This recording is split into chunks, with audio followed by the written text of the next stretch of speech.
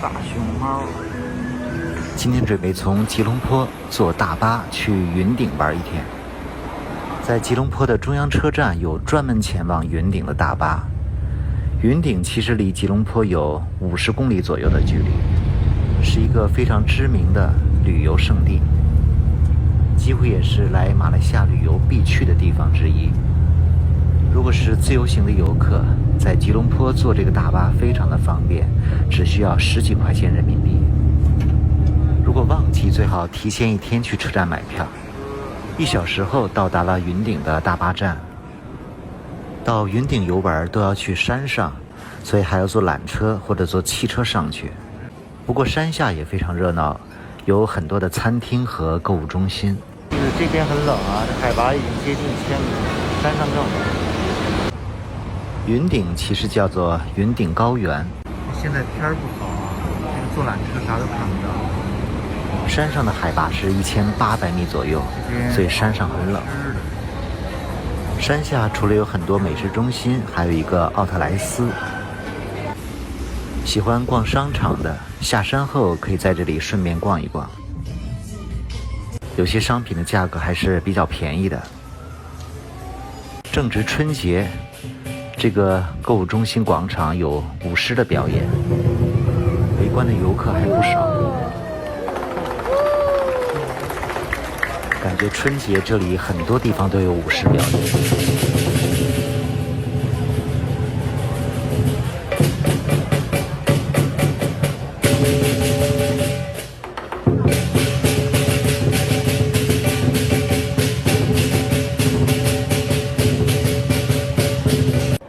这个表演1天有几场，喜欢看的可以看一看时间表，不要错过。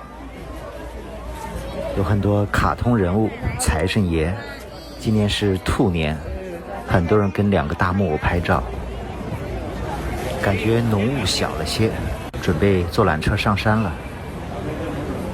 去云顶一定要体验一下坐缆车上去，而且缆车的票价非常便宜，只有10几块钱人民币，而这个缆车却是非常长，速度也很快的。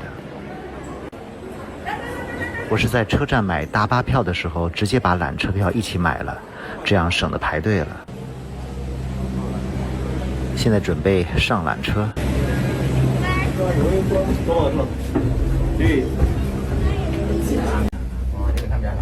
这个缆车的体验真的非常棒，全长有3公里多，直接将游客从山脚送到山顶。这个云顶高原可以说是马来西亚旅游的第1大品牌，山上娱乐设施非常的全，让人流连忘返。因为海拔比较高，也是非常棒的避暑胜地。这个云顶高原度假胜地也是马来西亚的华人林梧桐先生在政府的支持下花巨资打造出来的。整个项目耗时了几十年。这里都是茂密的原始热带雨林，景色非常漂亮，很多云海。缆车在半山腰就能看到云雾缭绕，如入仙境。这个地方也被称为蓬莱仙境。看到这个塔就到了蓬莱仙境，这里有一站叫清水岩庙站，可以免费下车，然后参观游览，再免费重新上缆车。我是在下山的时候从这个缆车下去逛了一圈，1个多小时，非常的美，而且都有电梯，走起来非常省力。下一站是坐落于海拔6000尺高原上的云天缆车站，您可由此通往。到达山顶，云雾突然浓了起来。山上的海拔已经接近2000米了，所以来这里一定要带件厚衣服，因为室外是比较冷的。从缆车上下来，直接进入了云顶第1城。这是一座结合了购物商场、餐厅、电影院、娱乐场，还有室内游乐园，很多的综合体。这个云顶第1城在世界上都是闻名的，虽然建了很多年，到现在都不过时。一起逛一逛。是最上面1层，好多吃的。从缆车出来就是第4层，这都还可以。4层就有很多的餐厅，如果饿了直接去吃饭。这里都是马来西亚和世界各地的各种美食，而且价格非常的亲民，一点都不贵。4层还有一个冒险世界儿童乐园，适合很小的小朋友玩耍。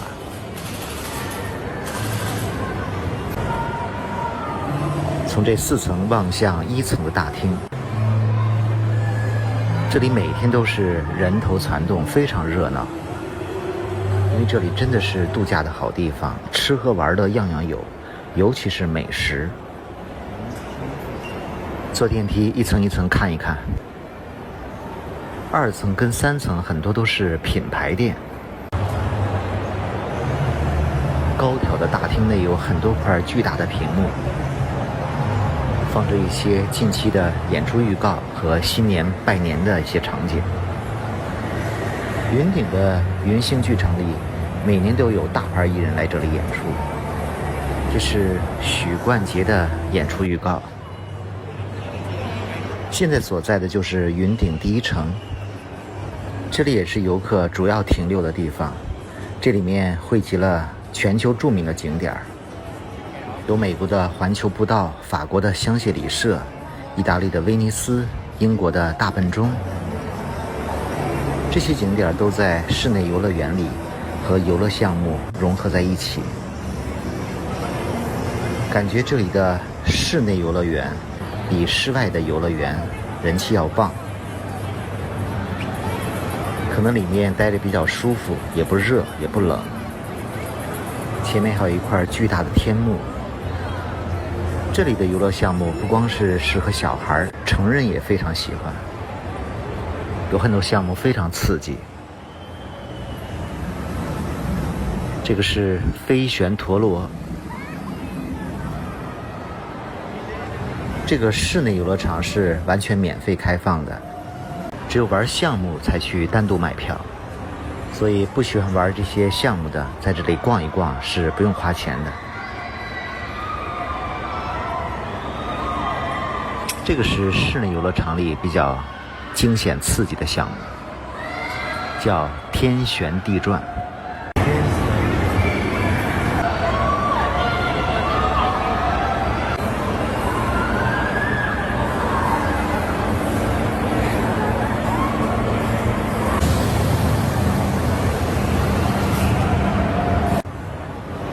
看看这里的人气多旺。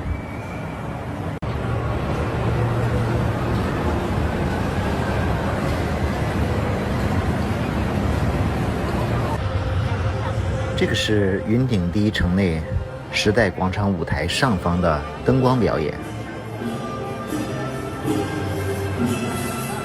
有几百颗灯泡，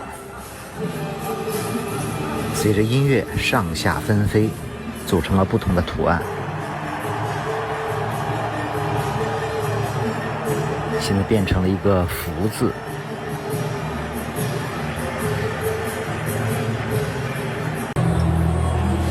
又出现了蔡琴的演出预告，也是在2月中旬。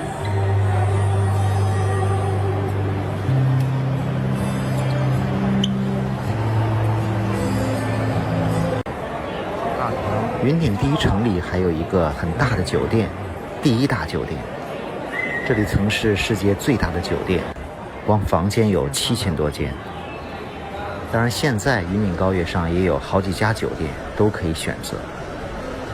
不过我这次没有住在山顶。来云顶高原要慢慢玩，吃喝玩乐慢慢享受。这里除了娱乐场、游乐场，还有很多购物区可以溜达，有很多世界品牌的名店。春节期间，这里装扮得非常有节日气息。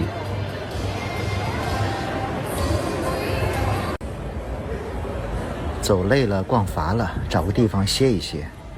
在云顶，为难的不是找不到地方吃饭，而是品种太多了，真的不知吃什么了。现在来到的是里面的酒吧街，也有很多的餐厅。这是外面，从4楼还可以走出室外，外面还是有很多大雾，而且非常冷。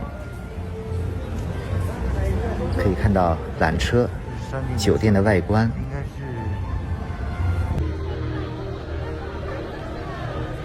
这个外面还可以看到云顶的室外游乐园。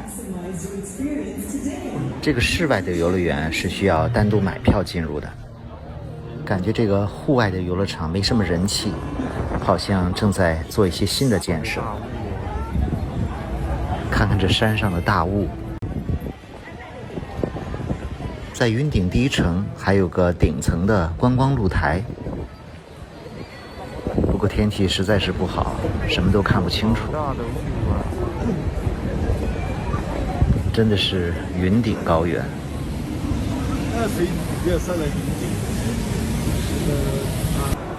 还是回到里面找地方吃饭。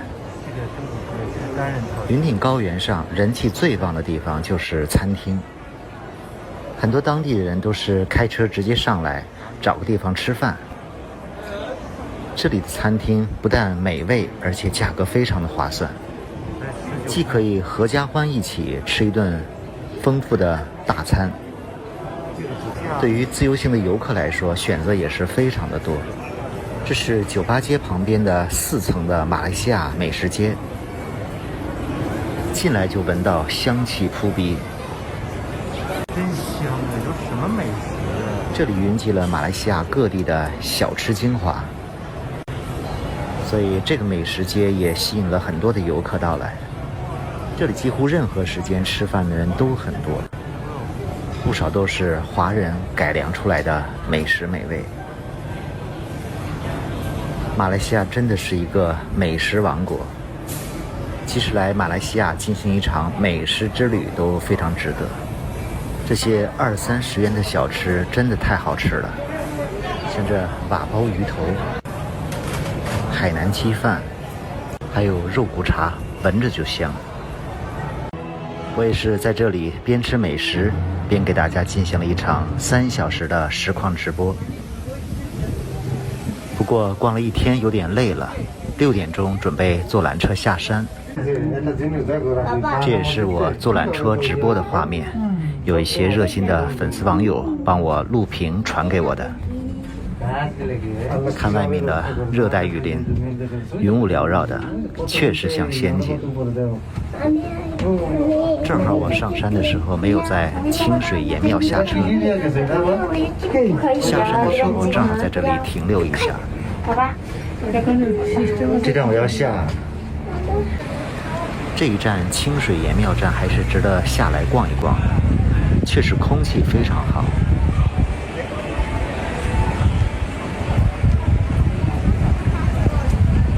也感谢各位网友粉丝的一路直播陪伴。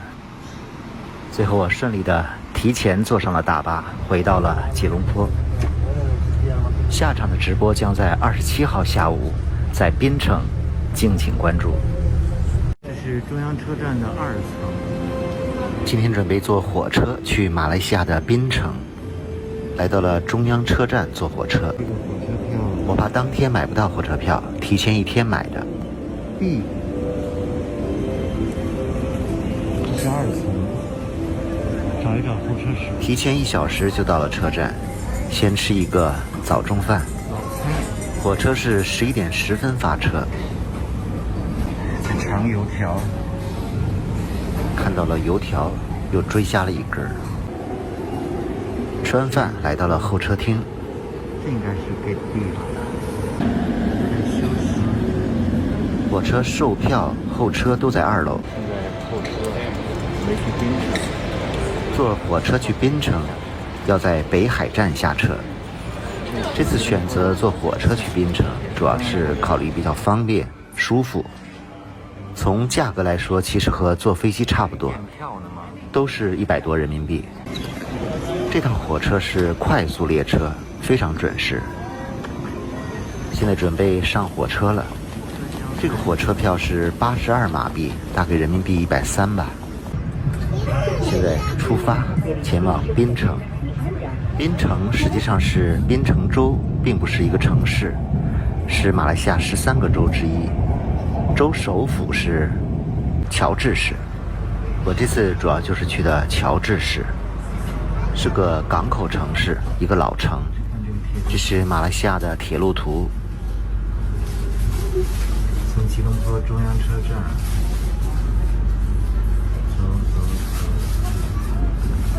走到这儿下车，这个当地叫北海站船，从这儿坐船过去。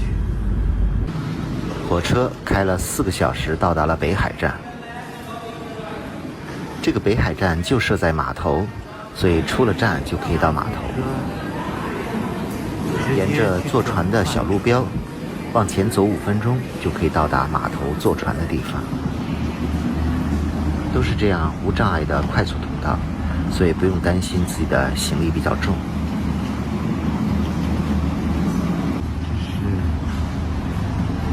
到了码头入口直接买票，需要准备硬币，不过没有硬币它也可以换。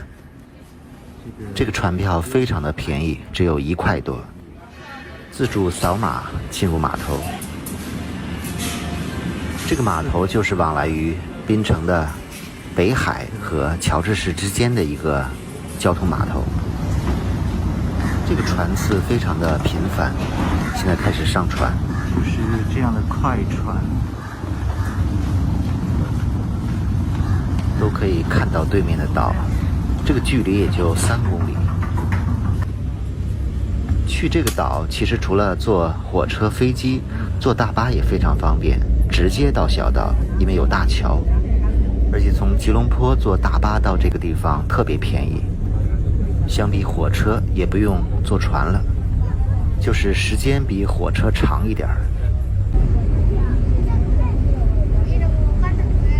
这个船也就开了10分钟左右，就到达了对岸。对岸就是宾州府的首府乔治市，但很多游客通常直接把这里叫做槟城或者槟岛。槟岛也是马来西亚的第2大城市，这里的经济非常繁荣，而且古迹众多。2008年这里被评为世界文化遗产。古城区到处都是古迹，虽然看着有些破烂，但是一直保留下来。现在到达了乔治市的码头。槟城号称是美食之城，这里有太多的美食了。而且槟城还被评为世界10大宜居城市，它也是亚洲唯一上榜的城市。现在下船登上了槟岛，回头望，这就是码头。我原计划过2天会从这个码头直接坐船去兰卡威的。码头的大楼，先去看一看去兰卡威的船票，旁边就是卖票的地方。不过是个坏消息，现在这个去兰卡威的船停了，很麻烦。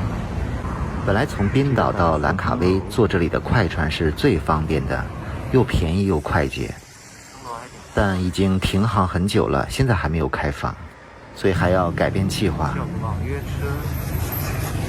我订的酒店离这个码头实际上只有1公里，但是拖个大箱子还是叫了出租车。现在到了槟城，打一个网约车。其实在码头有一辆免费的巴士，可以直接开到市中心的光大广场，但我到那里去酒店还要走1公里，所以不如直接打个车了。在这里叫车最好还是选用当地的打车软件，又方便又便宜，而且还可以选择用现金支付，不用绑卡也可以选择用现金支付。现在坐车前往酒店，其实如果我背个包我就走过去了。打车软件叫车是8块钱马币，感觉应该是个起步价。这一片都是老城区，正好可以看一看景色。前面就到了我订的酒店。槟城当地还是比较富裕的，所以这里的酒店也不算便宜。我选择了马来西亚酒店，在曼谷也住过一家马来西亚酒店。现酒店布置的也很有中国节日的气氛。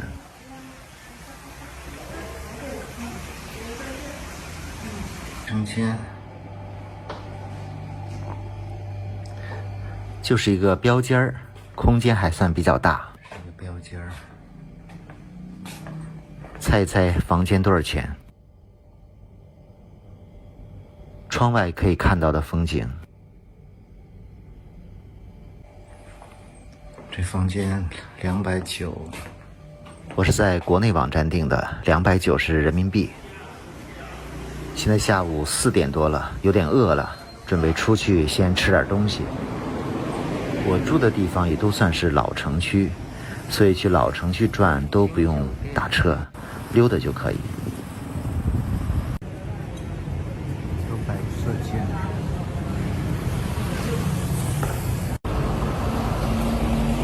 槟城这里最大的特点就是有在中国的感觉，因为到处都是中文，很多人都说着中国话。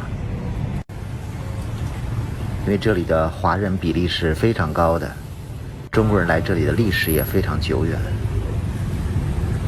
这边的房子也都是老房子，老城区里的街道也很有感觉。槟城很多的美食都在这些街巷之中。现在差不多是5点钟，感觉很多餐馆也没有开门，有可能是人家春节自己放假了。但找到餐馆和吃饭还是不成问题的，主要是想找一找美食美味。这样小的美食中心在槟城也是非常多，真热闹。但最好还是找一些老字号。西月工厂，感觉这里非常热闹。我其实这次在槟城主要是来吃美食的，很想住在这样的老街里。这边已经有不少摊位了，对面已经排上队了。排队的摊位餐馆吃起来肯定不错。这还没到饭点就排队，一定很香。一看这个摊位就是我爱吃的。这家是几代人一直做的美食，看看菜单上就非常有食欲，而且价格不贵。13，再来一个干捞果汁。这个图片是不是看着很有食欲？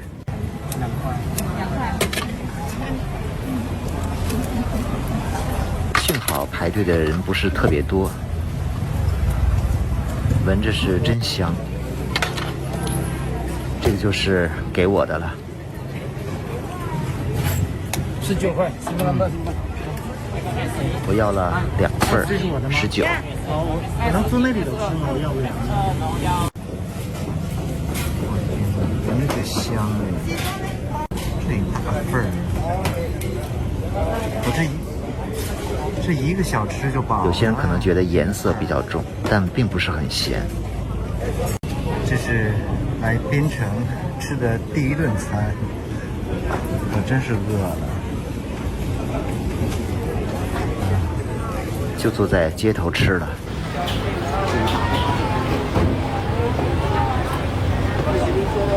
单点了一盘算是卤肉吧。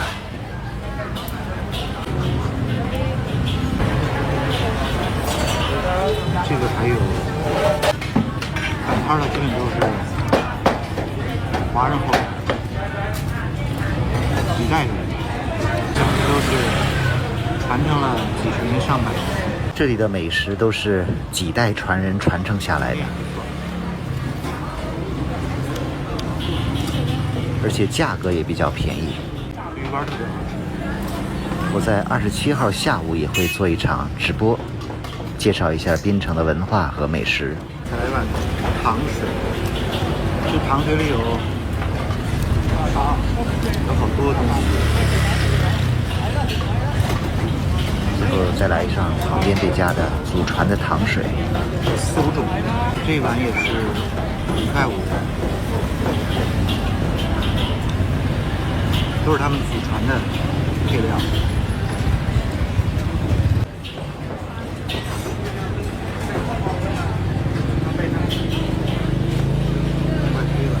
打算在这条街上找一家民宿，这样吃美食比较方便。这街非常热闹，这条街就是老街。到这条街上逛一逛，去找一家民宿，然后明天搬过来。路口就有一家我之前查过的民宿，不过昨天晚上订的时候满房了。就在这条街。如果明天这里有房，就打算搬过来住，吃美食很方便。出门就是我吃的天皇卤味儿。接下来去逛一逛这个槟城。谢谢大家关注我每次的直播。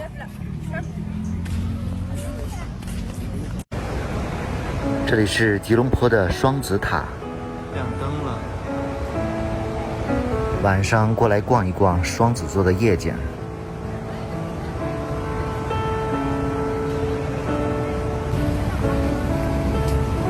双子座很热闹，这里又是吉隆坡的地标建筑，所以周围有很多的游客。这里还有免费的巴士站，如果做好攻略，在吉隆坡市区游览都可以坐这个免费巴士。先沿着双子塔的外围走一走，它的周围有很多摩天大楼。今天的天气不好，一直在下小雨。下雨天吉隆坡的天气竟然觉得有点凉。这个双子塔的全称叫吉隆坡石油双塔，它曾经是世界最高的摩天大楼。这个大楼在1998年就完工了，高度达到了452米，地上有88层。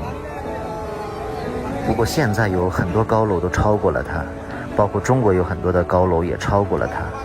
现在它的高度估计是也排在世界前20名，但仍是世界最高的双塔楼。双子塔前后都有比较好的拍照位置，正面可以拍到双子塔的全身。从这里可以进入双子塔的商场，进商场看一看。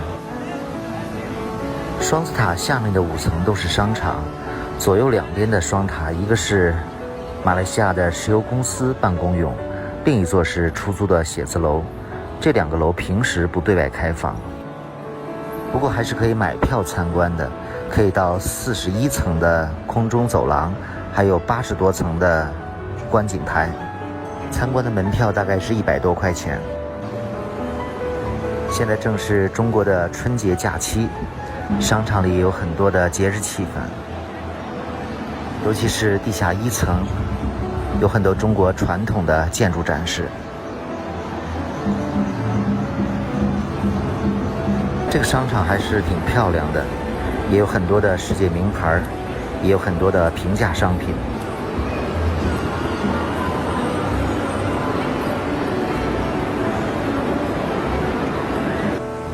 从商场出来，来到了双子塔的后面。这个后面也是一个大公园，叫城中城公园。有一座不小的湖，有喷泉，周边很多的热带植物。来这里观光拍照的人尤其多。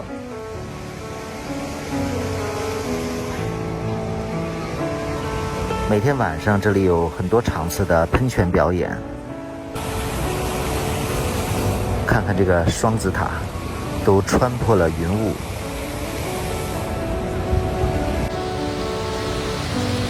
要拍到双子塔的全景不容易，要么离远点儿，要么只能用这种广角拍。围着这个公园转一圈，欣赏一下双子塔的夜景。这个双子塔确实非常上镜，也有不少的电影在这里取过景。马来西亚也算是比较爱盖高楼的国家，它的摩天大楼还非常多，这个双子塔在马来西亚现在是第2高楼。现在吉隆坡有一个110多层的高楼，是马来西亚的第1高楼。不过从整体的景观气势来说，比不上这个双子塔。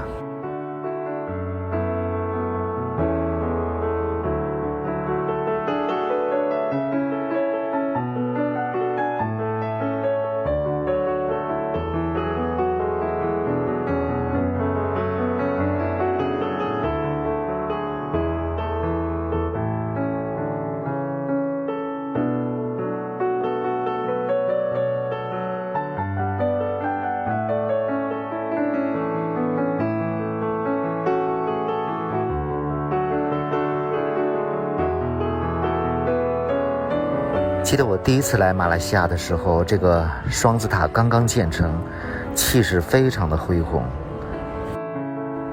当时我也被吉隆坡的现代化程度所震惊。当时它的城市建设，即使放到中国来说，也是非常可观的。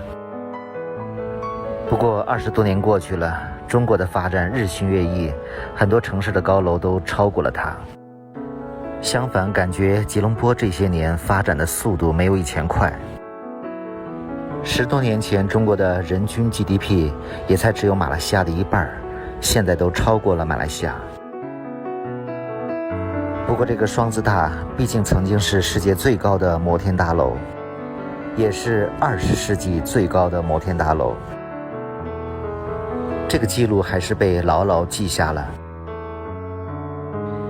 即使现在吉隆坡的双子塔仍然是吉隆坡乃至马来西亚知名的地标建筑和象征。晚上这里的喷泉还比较精彩，很多人都会来这里参观。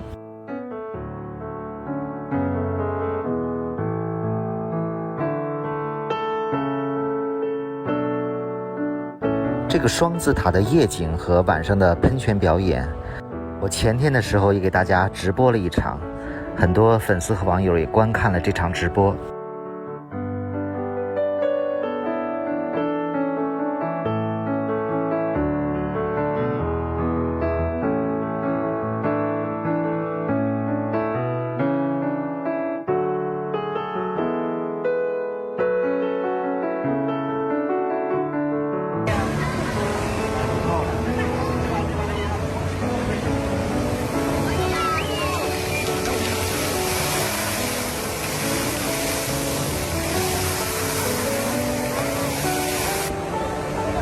这是商场后门的一个大金兔子，今年是兔年。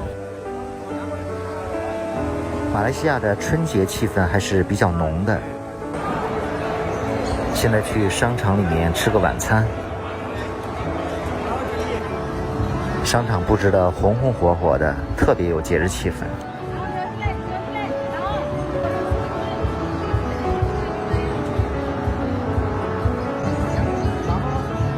现在在马来西亚旅游的中国人确实比较少，估计过一段时间会多起来。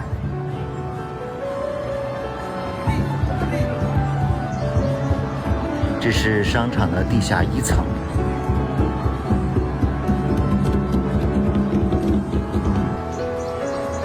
这里每天还定时为大家表演中国传统的一些节目。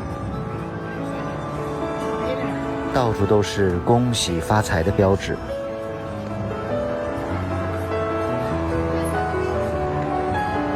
来到了商场的4层，准备在这里的餐厅吃饭。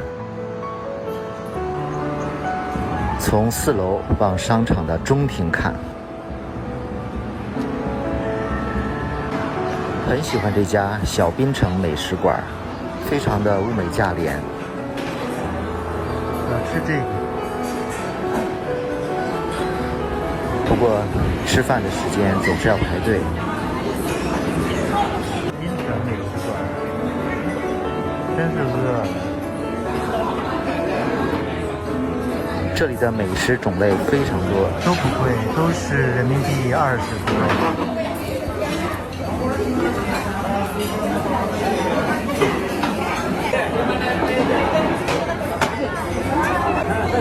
先点了个冰激凌。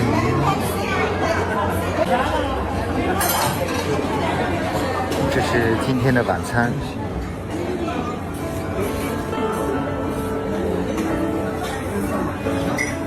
因为住的酒店离这里比较近，经常把这里当做食堂。晚上从双子塔出来，再看一眼双子塔。